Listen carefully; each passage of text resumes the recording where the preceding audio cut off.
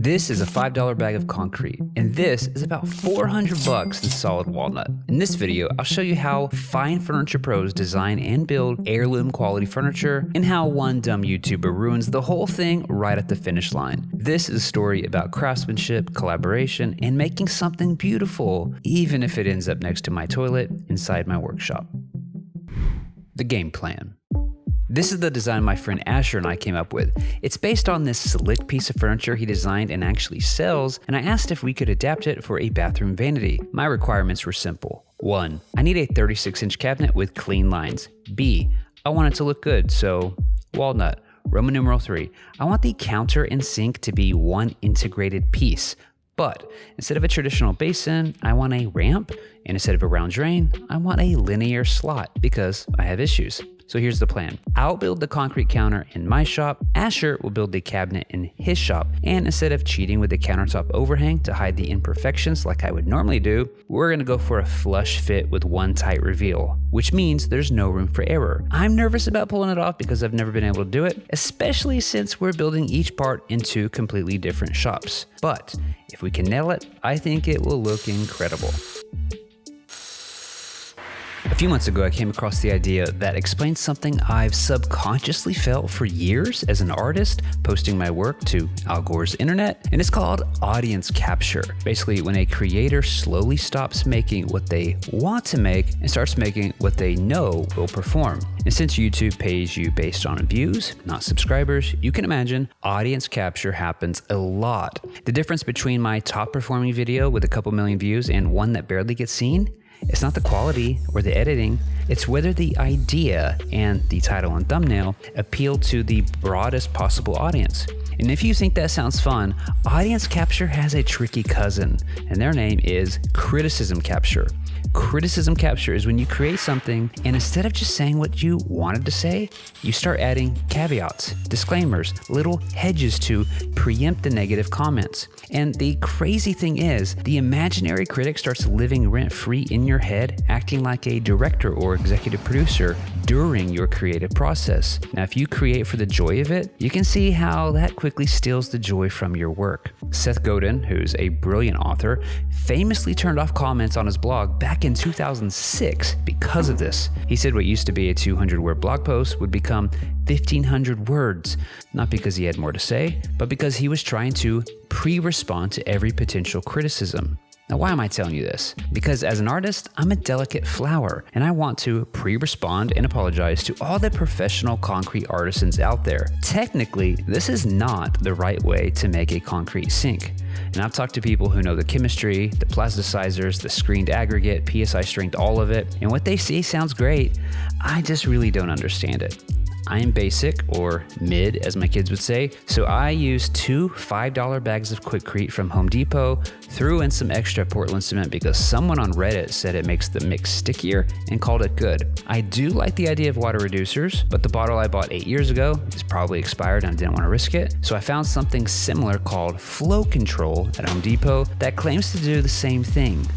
Maybe. We'll see. I also tossed in some chopped glass fibers I had laying around because I don't want to mess with the rebar. Will it work? I don't know. If it cracks someday, I'll remake it. It's not a big deal. Criticism capture. Live you long time.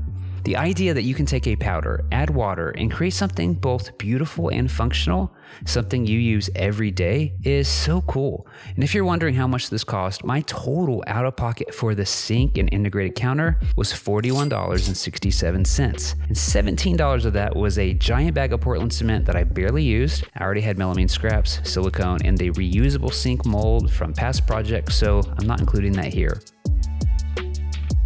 And before we move on, rewind with me for just a second. I want to make sure you see what happens to this thick concrete mix when we add just a little of that flow control plasticizer. Watch this. Pretty wild, right? After troweling a little bit, I covered the form with a thin plastic sheet to slow down the curing, and I left it alone for a few days. Time to start on the cabinet. This is Asher, and this is his dad, James, and his mom, Paige, the most important one in the bunch. And this is Brett, Clark, and Sean. Together, they make up Frailey WOODWORKS. and they're my neighbors. Every couple of months, I stop by their shop, mostly just to get inspired and blown away by the quality of their work. So when we started building my workshop last year, I floated the idea of designing a bathroom vanity based on the kind of furniture that they already build. I'd build the sink, they'd build a base, and I'd make a video bringing you along for the ride. And now, here we are. Every piece of furniture the Fraileys make starts with a detailed set of blueprints, which in hindsight kind of makes sense because Asher actually went to school for architecture. Instead of designing homes, he now uses that same skill set to design and build heirloom quality mid-century furniture. And let me tell you, watching someone like that work in their own shop, you learn things fast. The very first thing I noticed was how differently Asher selects wood. I met him at a distribution warehouse that I've never heard of, dark, dingy, slightly terrifying, fashionable, safety vest required. When I buy lumber, I usually look for two things. Is it cheap? And is it straight? But not Asher. He starts with the grain. Price and straightness comes second. We spent about 30 minutes digging through the stacks of walnut, hunting for boards with the most consistent, expressive, and interesting grain. And at first I thought he was overthinking it, but later in the build you'll see how this attention to detail completely pays off. The way he reads grain is almost like storytelling. It's not just about what it looks like, it's about how the boards flow together. And I've got to admit, I've never looked at lumber the same way since.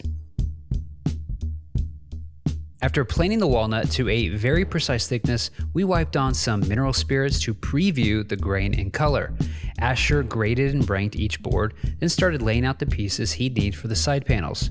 While he cut them to length, jointed the edges, and ripped them clean at the table saw, I couldn't help but notice a few things in their shop that needed some attention. Their dust collection setup, not that great. Like a lot of table saws, the hose comes out at a harsh angle, and I noticed it kept falling off without them noticing. And this got me thinking, they're too busy to worry about stuff like this, but I'm not, and my wheels started spinning on ways I could help them out. Okay, just hold that thought for a second. This was really cool, watching Asher draw on the grain like an architect, just to visualize the story of how these boards fit together. Oh, okay, back to my previous thought. On any given day, I counted 3 to 5 people working on 3 or more custom furniture pieces all at once. It was like a dance in there. No wasted movement, no fussing over little shop tweaks. They are there to get the jobs done, and I admire that. When we first started the project, Asher asked how I wanted to approach it. He said, "Do you want to build it and I'll just kind of walk you through it? Or do you want me to build it quickly and you just focus on filming?"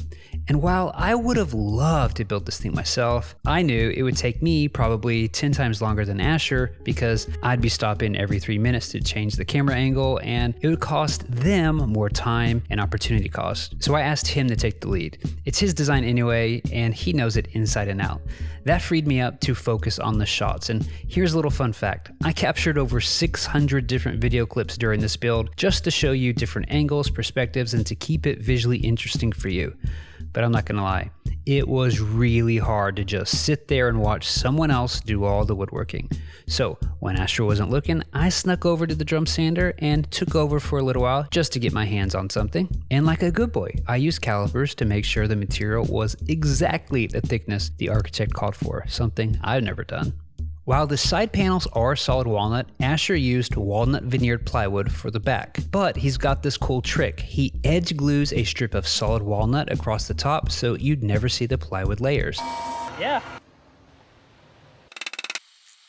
And just like that, day 1 was in the books, solid progress. The next day I walked in and Asher wasn't wasting any time. He was about to flush trim the back panel with his track saw, and I couldn't help myself. I saw an opening and I took it.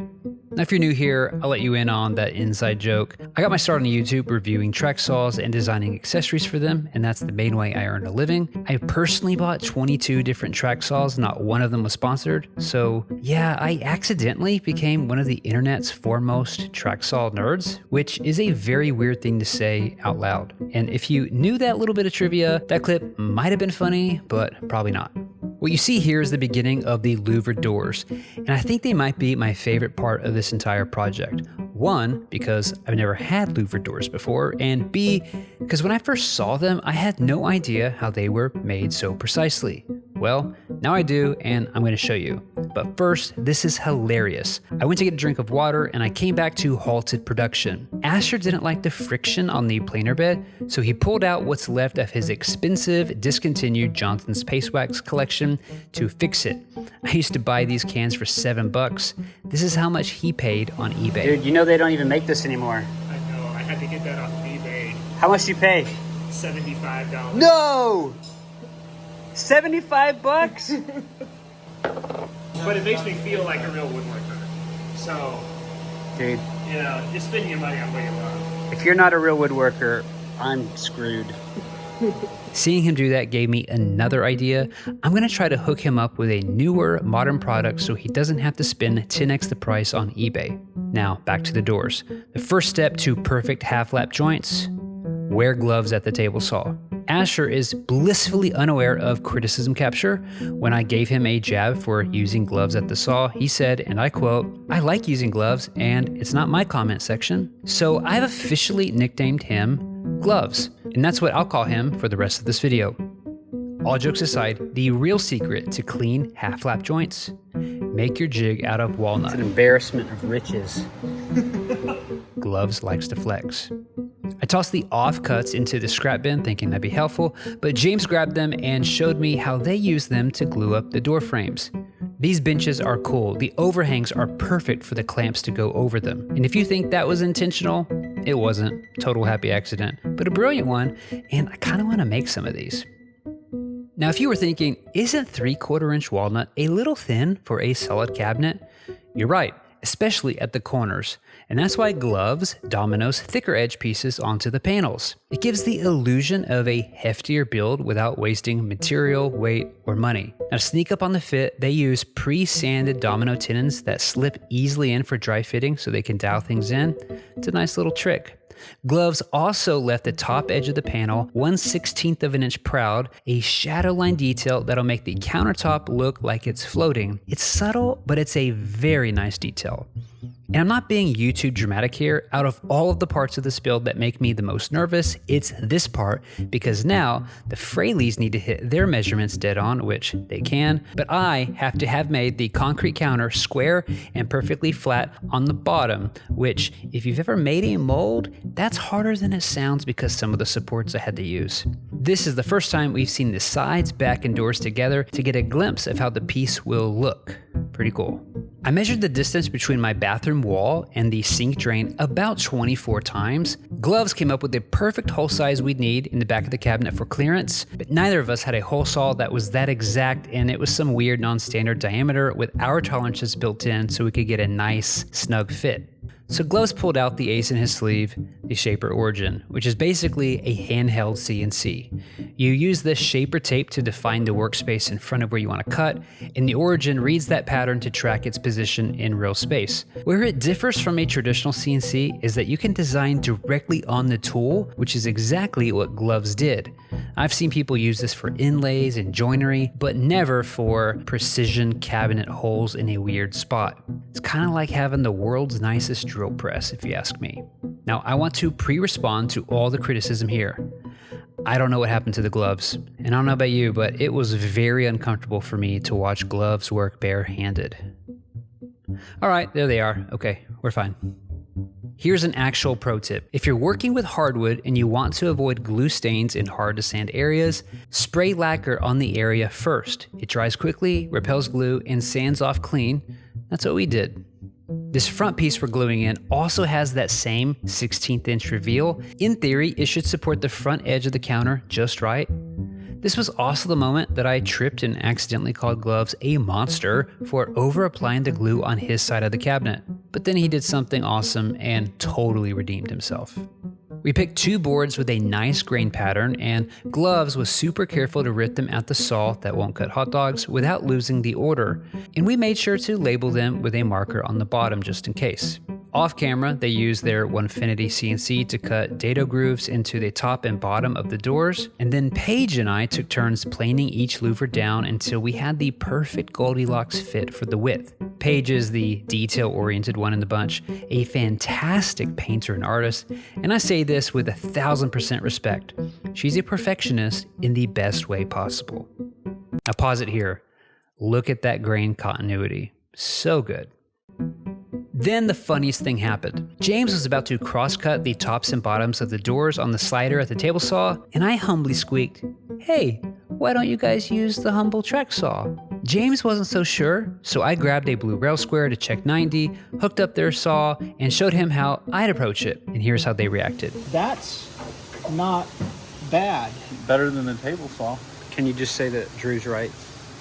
Oh, is that what this is about? The Fraileys aren't just skilled craftsmen, they're genuinely kind, salt-of-the-earth people. I usually don't speak up in someone else's shop and say, "Hey, here's how I do that." But when I humbly offered a different way to make a cut and saw them light up with curiosity instead of defensiveness, it reminded me of something that I really love about woodworking. There's almost always more than one way to get the job done. And the best shops and artists aren't the ones who say, "Well, we've always done it this way." They're the ones who stay open to better ways, are curious, and they don't care where the idea comes from. This vanity is turning out nicer than I thought, and they won't even let me pay for the material cost, so I had to take matters into my own hands. I called up my friends at Carbon Method, and I asked if they'd be willing to donate a few parts from their basic lightning lock lineup to help me upgrade the Frailey's dust collection setup. And they said no. They had a better idea.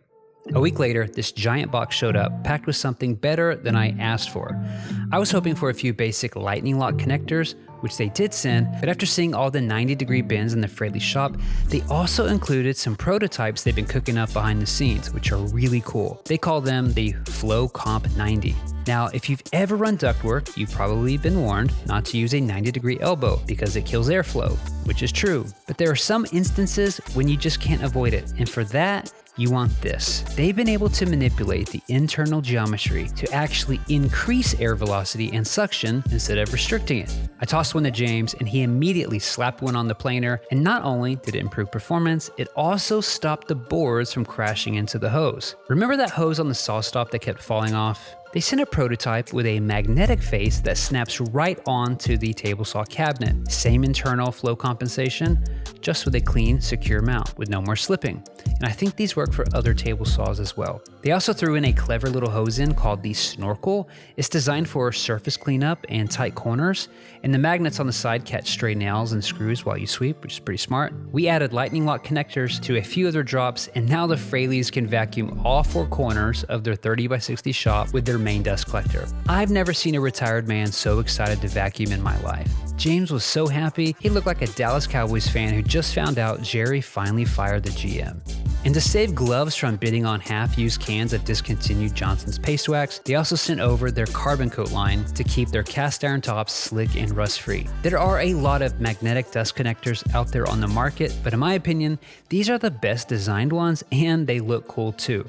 I'll drop a link in the description so you can check out the full lineup. They also sent a new product called bench nuts, but I'll show you how we use those later in the video.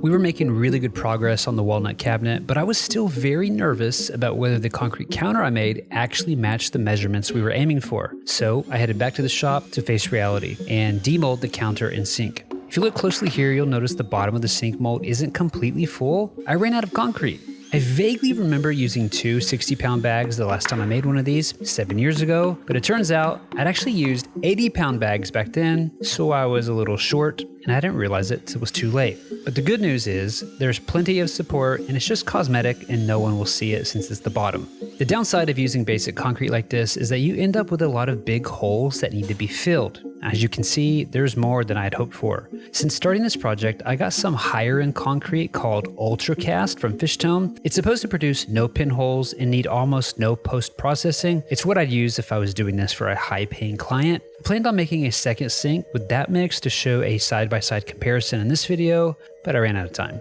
If you ever do this yourself and have trouble getting the sink mold to release, hit the sides with some compressed air and the mold will give up faster than the Cowboys in the first round of the playoffs.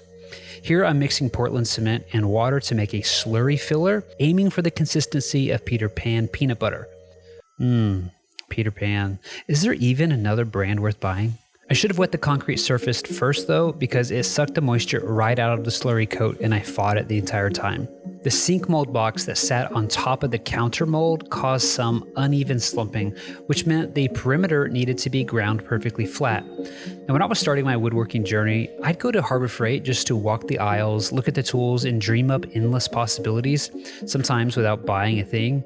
Back then, a lot of Harbor Freight stuff was basically disposable. Use it once or twice, and if it broke, you'd toss it because it was so cheap. But it feels like they've stepped up their game recently. I picked up this $35 dust collection shroud to avoid making a massive concrete dust mess, and man, it worked surprisingly well. Sure, some dust still escaped, but without it, there would have been a massive cloud. This is not sponsored, no affiliate link. I just thought it was impressive, and it makes me laugh seeing a cheap Harbor Freight attachment on an expensive Milwaukee angle grinder. This flattening process took about 30 minutes, but it felt like 2 hours in my mind. I'd grind a little, check with the level, mark the high spots, grind again, repeat over and over until I had a consistent level reference, not really knowing if this was going to work. But it ended up being decent. The real MVP of this phase was a wet polisher with diamond pads. I bought this back on Amazon in 2017. I forgot I even had it, found it in storage, and I was shocked that it still worked.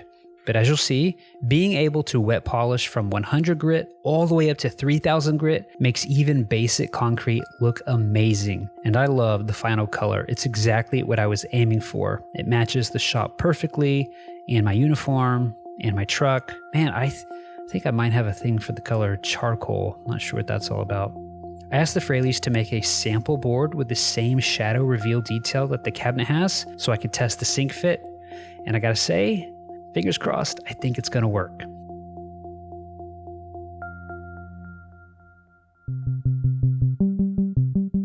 Out of all the work I've put into this shop over the past year, the number one question I get, both online and in real life, is how I keep a big metal building like this cool in the blazing Texas summers. And the answer is simple: Mr. Cool. Last summer, before I had AC in my garage shop, I could only work for about 30 minutes at a time before I was drenched in sweat and had to call it quits. Then I installed my first Mr. Cool unit, and it completely changed everything. I went from avoiding the garage on hot days to actually enjoying working out there year round, all without calling in an expensive HVAC pro. So when I built this new shop, adding Mr. Cool was at the top of my list. My setup uses two 24K BTU air handlers for the main shop space, and even on 100-degree days, I can cool it down in the mid-70s in about 10 minutes. And because it's a heat pump, it keeps the shop warm in the winter too. I also installed Mr. Cool ceiling cassettes in my office. They fit perfectly between the rafters and keep the office just as comfortable as the main shop. And here's the best part: their patented pre-charged line sets come with the refrigerant already inside. That means you don't need any special tools or HVAC certification to install one. Just connect it, open the valves, test for leaks, and you're good to go. These units are quiet enough for me to film videos with them running. There's one running right over my head right now, and you can't even hear it. They're easy to control with my smartphone, and honestly, I can't imagine working out here without them. If you've got a garage, workshop, or home office that needs serious climate control, check out the DIY options at MrCoolDIY.com. And thanks to Mr. Cool for sponsoring this video. I've always been fascinated by dovetail drawers.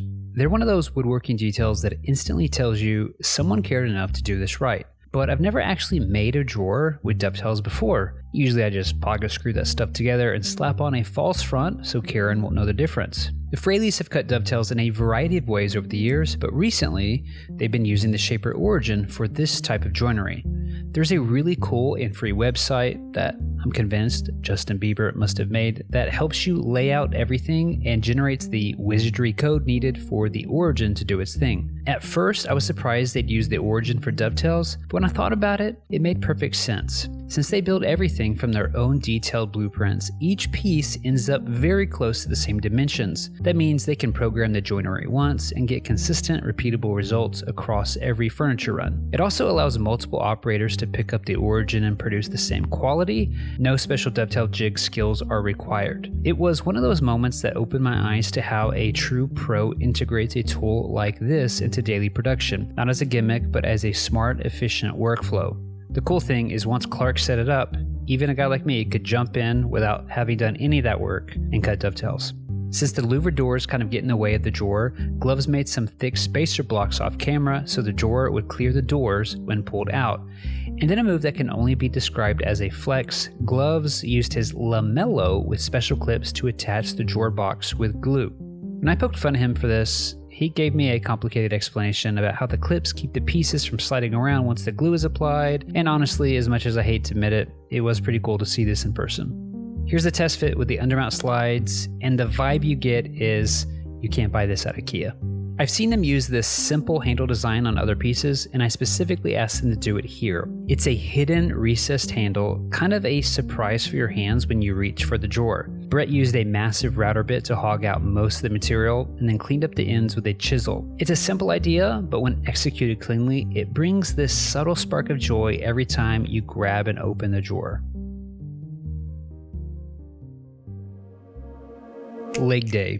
This is the moment I've been waiting for since the start of the project. The main structure of the cabinet was coming together beautifully, but I was still scratching my head about how they were going to build the base. It's a gorgeous design detail that elevates the whole piece and makes it feel like a piece of fine furniture, not some off-the-shelf cabinet. They used the CNC to cut out those corner leg profiles, and then we graded all the walnut stock, sorting everything into first and second tier grain selections to make sure the most visible faces looked the best. Then Brett pulled out a jig that Clark had made, and that's when a lot of people on Instagram got worried when I posted this clip. I filmed this shot over Brett's shoulder, and the way the lens compressed the image made it look like his hand was uncomfortably close to the blade. I mean, listen, I get it. It looks sketchy on camera. And no, I wouldn't put my own hand that close either, but also, my name's not Brett. It'll be fine. Calm down. I have 3 boys and they love to watch Dude Perfect. The dudes occasionally have a fun segment called Cool, Not Cool, where they show a toy they think is cool and the others vote whether it's cool or not cool, hence the name. So here's my version of Cool, Not Cool. Here's an idea we've been working on, and this is the very first time it's being shown on YouTube. It's called the Wit Grip, and it holds the Festool domino in a secure vertical position. Why would you want to do that? It's so you can safely bring small parts to the tool instead of trying to balance them awkwardly on the bench. There are bulkier versions of this idea out there, but what makes ours different is that you can dock and undock the domino in about a second, and it screws right onto your bench. No unplugging and no clamps. And there's a hilarious backstory to this idea. My product designer Seth used to be an old troll about the domino. He'd make fun of me and everyone else for using them. He was a dowel jig purist. Then one day, someone gave him a domino for fixing a window that they had a problem with. True story. 15 minutes after using it for the first time, he called me and said, "I take back everything I ever said about the domino," which is exactly what you'd say if someone handed you one for free. I joked, "Can't wait to see what other cool products you design for it now," but didn't think anything of it. The next day, he sends me the rough idea prototype for the Wit Grip. We've been soft launching them for a while with heavy domino users and are now bringing them to the public. We print them with glass fiber reinforced ABS so they're super strong and heavy. What do you think? Cool or not cool? If you use the domino to mortise small parts and want a safer, faster solution, I'll link the Wit Grip in the description right below the like button. All right, let's do one more round. Remember the package Carbon Method sent me? There was this new foam product in there called Bench Nuts, which is basically an upgraded bench cookie that's way cheaper and better. I didn't think much of it at the time, but the Fraileys grabbed them and started using them. And out of all the cool things Carbon Method sent them, the Bench Nuts were the thing the Fraileys kept talking about and finding new uses for. What I like is that they're pretty cheap, like half the price of the competition. Glue doesn't stick to them, they're strong and don't compress, they grip your material surprisingly well, and there's tons of ways to link them together or 3D print holders and bench mounts for them. It's pretty cool. I had the expensive bench cookies, but never used them because they're a pain, but I'm going to give these a try. What do you think? Cool or not cool? Okay, the cabinet is looking pretty good, better than I expected. After testing the fit of everything, there's only one thing left to do. Ruin the project at the finish line. Paige is going to finish the cabinet and I'll finish the concrete counter, and one of us is going to mess it up royally. Who do you think it will be? Like most beginners, when I started woodworking, I'd buy cheap pine from Home Depot and stain it with Minuax walnut. I didn't know any better. Then one day, another woodworker handed me some walnut scraps they were tossing, and I remember the first time I sanded one and wiped on some oil. It's hard to describe, but you can see the same kind of magic happening here. It never gets old, and honestly, the camera doesn't do it justice. I'm always curious how other woodworkers approach finish because I hate polyurethane, and I've ruined more projects with it than I care to admit. The Fraileys have tried almost everything from Rubio to LED cured oil, sample 73, but they keep coming back to Osmo. I've never used Osmo before, and honestly the product line kind of confuses me, but they explain it to me like this. They start with Osmo Extra Thin, and then they apply Poly X oil, and then they finish it off with top oil. And if you're an Osmo person, I'm sure all that makes sense to you, but me, not so much. However, you can't argue with how it looks and feels. It's amazing. To finish it off, I asked them to burn their Roadrunner logo into the bottom of the cabinet, a little signature touch. And so I'm guessing you figured out by now that Paige wasn't the one who messed up at the end. I asked my concrete friends what the best sealer was, and everyone said USeal from Fishtone. So that's what I used here. And can you guess what's about to happen? Yeah, not good. Like a dummy, I mixed part of the sealer directly on the sealed surface. In full denial mode, I thought I could just wipe it up and it would all blend once it's sealed. I did 4 coats, hoping for a miracle, but there's no sugarcoating it. It looks terrible, like worse than a Ben's woodworking video terrible. So plan B was to make an entirely new counter and sink, but before that, let's try plan A. Wet polish the area, expose fresh concrete, and see if it can even out. First try, didn't work. Second try, still didn't work. Third try, dropping all the way down to 50 grit, and maybe it kind of looks promising. Now these videos take 5 to 6 weeks to build, film, edit, and voice over, and making another sink would have added at least 10 more days to this process, so everything in me wanted to make this work. I resealed everything, and if the earlier mistake was a 10 of 10 disaster, I'd say we're down to a 3 of 10 now. It still bugs me, and I'm still mad that I messed it up so close to the finish line, but it is what it is. While you feast your eyes on some glamour shots of this finished piece, if you made it this far in the video, leave me a comment with the gloves emoji, or if you can't find it, just say the word gloves. That way me and everyone else who made it this far will know that your attention span hasn't been ruined by TikTok yet. Here's one final funny story. I texted James and Asher a picture of the finished counter and asked if they could spot my mistake. Like a true friend, James couldn't see it and guessed wrong, but Asher, gloves, nailed it instantly. When the full crew came by, I asked them if they could spot it in real life, and this happened. Brett, where's the flaw? I think it's this. Right there? All right. You think that's it? What about you, Clark? I see a dark spot here. Right there. And in that back corner. It's a big one. I knew you two were alike. While I go cry myself to sleep, if you're new here and missed the earlier episodes of this shop build, here's a 30-second montage of how a C-tier woodworker built one of the nicest workshop bathrooms in North Texas. Yeehaw. And as you probably can tell, my greatest gift isn't woodworking, it's storytelling. The Fraileys, on the other hand, are legit fine furniture makers, but most people don't know they exist. I hope you've enjoyed me sharing their story, and if you've got good taste in furniture, I hope you'll consider commissioning my neighbors to build something amazing for you. And who knows, maybe they can finally buy a fresh pair of gloves with the profits.